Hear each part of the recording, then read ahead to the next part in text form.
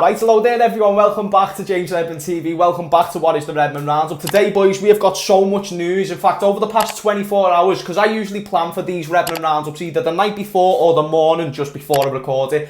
And today I have to do a bit of both because there was a lot of news last night, and then there's even more breaking news this morning. Some good, some bad, some probably exciting to some Liverpool fans, but obviously we have to know and have to remember with Liverpool Football Club, there's always bad news. Before we do get into any of the news though, welcome to the Redmond Roundup. Make sure you've got a cup of tea or something, chill, relax, sit back and feel the vibes, you know what I mean? But no mate, we've got so much to talk about. But like I said, before we get into any of the news, shout out to the 3 most recent subscribers. Really does mean the world that loads of people are joining on board. In fact, I might even do a 10 most recent subscribers because there's a lot of you subscribing at the minute. So as long as the subscribers keep going up like the way they are, from now on we'll do the 10 most recent subscribers, so it gives you more of a chance of being mentioned in the video. So thank you very much for that. But without further ado, let's move into the news. That's what we do here on the Redmond Roundup. What we're going to be talking about today, we're going to be talking about Upamecano and Koulibaly being linked to Liverpool.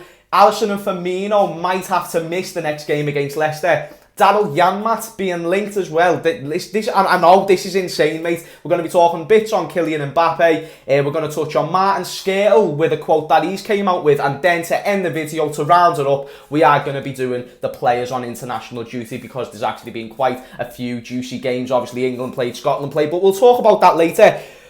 First off, we've got to talk about the first piece of news, Upamecano and Koulibaly, and I know that you're probably wanting to talk about the Firmino and Alisson. I kind of just skipped over that. We will talk about that in a sec, but first off, Upamecano, Koulibaly, David Alaba. Who would you rather sign? Because these seem to be the 3 names that keep floating around. Koulibaly, I don't think will sign, but obviously I'd love him because not only would he come in to replace all these injuries, he'd come in to probably get into the starting 11. Same with Upamecano, very good centre-back, young, quick.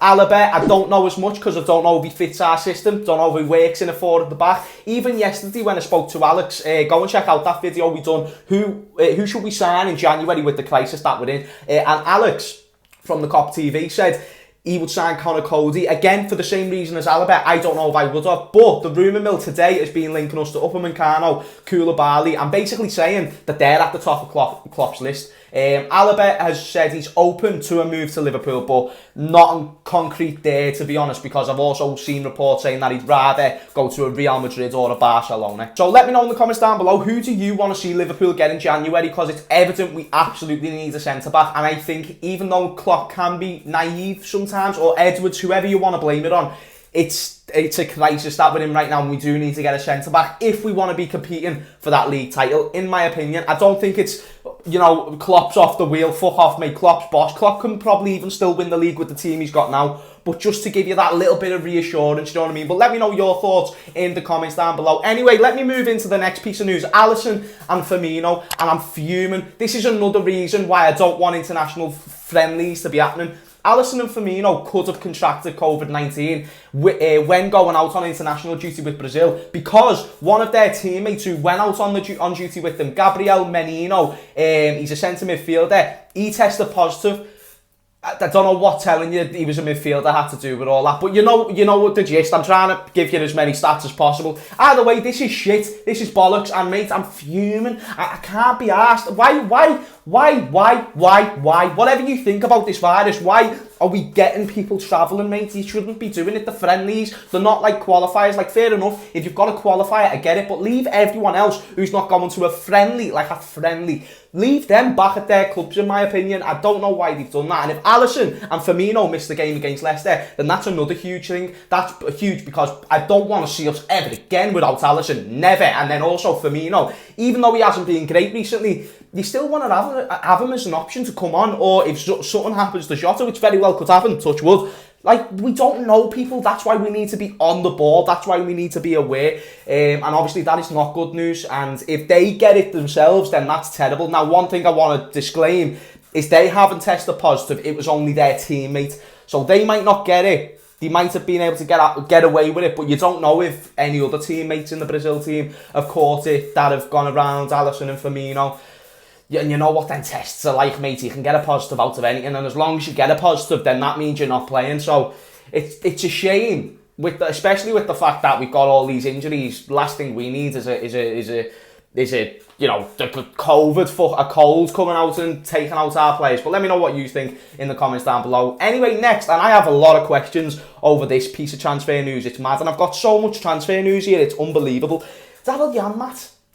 I've seen us linked with him over the past 24 hours especially. I've even heard links about Stephen Corker and stuff, but this is seen to be the strongest one because there's been the most reports based on this piece of news. And I'm just thinking to myself, so we're the Premier League champions, we're the champions of England and we're boss, but we're now thinking about signing Daryl Janmaat, who yes has Premier League experience, a former Watford and Newcastle player, but he's what, 32, 33? He's a right back the last time I checked, and apparently we'd be bringing him in to be a centre back. No. Now we'll move on. That's what. Listen, I just deliver the news and I give you my opinion, and I gave you the news, and my opinion is no. You can't really say nothing about that, and I kind of know what you think, but leave in the comments down below what you think. Would you take Daryl Janmaat? I don't know if I would, but it is what it is. Anyway, Kylian Mbappe 2021 is off, people, or it's looking off anyway. Basically, he's looking on signing an extension with PSG. Well, I've said that wrong. PSG have came out and said they're looking on extending a contract with Mbappe, which makes sense, perfect sense, because he's young. Not only that, they want to keep him, but I actually think it's more to do with the fact they know that if they extend his contract, then they can try and boost that price for him when a club goes in. So I think that actually does rule out Liverpool, because I think if he was in the last year of his contract, we could try and work around that and try and get him for slightly cheaper. Obviously, you'd still be playing 100 million plus. You'd still be paying that, but you could, if it's in his last year, you can work a way around it. And Liverpool have still got money. It's not like we're skint, you know what I mean? We've still got a little bit of peas there that we could just splash. Now if he signs a new contract, a 3-4 year contract, even if it's 2, mate, 100%, this is going to be like 200, 300 million. Are you insane? No way we're getting Mbappe if he gets a new contract, at least not any time soon, and I highly doubt in 2021. It is what it is. Obviously, you'd love Mbappe, but nah. Right, so now we've just got to talk about a quote that Martin Skrtel came out and said, and also how the players done on international duty, and then we will round up this Redmond roundup. But I've got to tell you this from Martin Skrtel. Obviously, Liverpool have been linked with centre-backs left, right and centre, and there was an article that came out saying Martin Skrtel doesn't think Skriniar should join Liverpool. Obviously, we've been linked with every centre-back under the sun. I even gave you 3 at the start of this video, and even though it's not a hyperlink, it's still an option that Liverpool could go out there and get. So some people are going, well, why is Martin Skrtel saying Skriniar shouldn't join Liverpool? Obviously, Skriniar is at Inter Milan. He's gone in a bit of a dip of form. He's been dropped in that team. And obviously, that's what's creating the link. Liverpool needs a centre-back. He's usually a good centre-back, even though he's been poor this season, apparently, or he's had issues or something like that. Martin Skrtel obviously plays in the same national team as Skriniar, and this is what his quotes was. There are moments in every player's life where things go really well, but there are also moments where things don't go as planned. When this happens, it is important for the player to react. Skriniar is going through something similar to this at Inter. In recent games, he has lost his role as a starter. There is more and more talk about the fact that he could leave the club. He is still young and he remains strong and should fight for his recovery. Although there is interest of English and Spanish clubs, the best solution for him, and this is from Martin Skrtel, would be to stay at Inter, where he has built a great name for himself. And you know what, mate? You can't go wrong with supporting a teammate. He's a teammate, you know. They've titled the article as if Martin Skrtel said you shouldn't join Liverpool because, like, the shit. It's not that. He's saying, God, regain your spot. You've had a dip in form. You shouldn't just leave after the dip in form. And from a Liverpool fan point of view, obviously I wouldn't mind to get Skriniar, but from a teammate who plays next to you, who wants the best for you, I get why Martin Skrtel's saying that. So I don't think there's anything too bad in that, but I thought it was worth bringing up because I'm sure a lot of you would like to sign Skriniar and you wouldn't like the fact Skrtel isn't trying to push it a little bit more. Like, come on, lads, it's a Belter club, you know, they could do it, yeah. Nah, mate, but international football, that's the next and final thing we're going to talk about. Obviously, the players are out on international duty and there is some football to talk about. Anyway, there was a joy for Andy Robertson on Thursday night as Scotland sealed qualification. This is last night.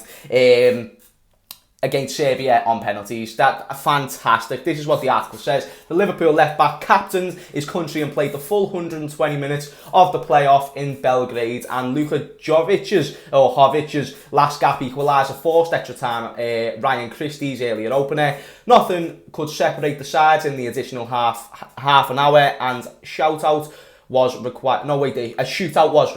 Was Scotland winning 5-4 as David Marshall kept out Alexander Mitrovic's kick. So brilliant for Robbo, mate. I even put on my Instagram this morning, congratulations to all the Scots. So if there is any Scottish people watching this video, congratulations, you deserve that, mate. Congratulations on getting in the Euros. And people are saying to me, well, why, like, you know, they're playing you in the group stage, why, like, are you supporting them or whatever, bullshit. And it's just like, mate, shut your mouth, be happy for them, you know what I mean, lads. And also, I'm not like the biggest England fan. I understand if you love England with all your passion, but obviously they're my favourite team out of all the nationals, but I don't really care too much, do you know what I mean, mate? But no, there was other performances as well. So Harry Wilson was involved for the entirety of Wales' goalless friendly at home against the United States of America, and Nico Williams remained on the bench at the Liberty Stadium. Then we move into the England game. Obviously we played Ireland last night, 3-0. Look, the way I was chatting shit before about England, and I'm like, we played Ireland last night. Also, funny thing, Declan Rice and Jack Grealish, former Irish players, play against Ireland. Fucking Jack Grealish and Sancho, both Manchester United linked players, both link up together. Jack Grealish is unbelievable, mate. Unbelievable. This is what the article says. At Wembley, both Jordan Henderson and Kelleher were unused subs at England's registered 3-0 victory against Republic of Ireland. Obviously, we know that Trent isn't there and Gomez isn't there because they're injured. So that's great. I'm actually happy that Henderson weren't used. I'm interested to know if that was a tactical thing from Southgate, or if he's kind of just done Klopp a little nice one and has gone, yeah, we won't start him, because let's be real, it's a friendly and it shouldn't really matter. I just think, because it also came out that Southgate and Klopp was on the phone, so if he has done that, I respect Southgate for that. I don't think he should be in the job, but I do appreciate that he's actually kept Henderson. That being said, England have got one more game, and that doesn't mean he's not going to be used in that, so we don't know. But people, leave a like, subscribe if you enjoyed all that. Some good news, some bad news, some ups, some downs, but we go with it, don't we? Anyway, thank you everyone for supporting. It's always appreciated. You're absolutely boss. Don't think I have any updates today for once, which is actually mad, but I do love every single one of you with all my heart. Thank you for watching. Leave a like, subscribe, and I'll see you all later. See you there.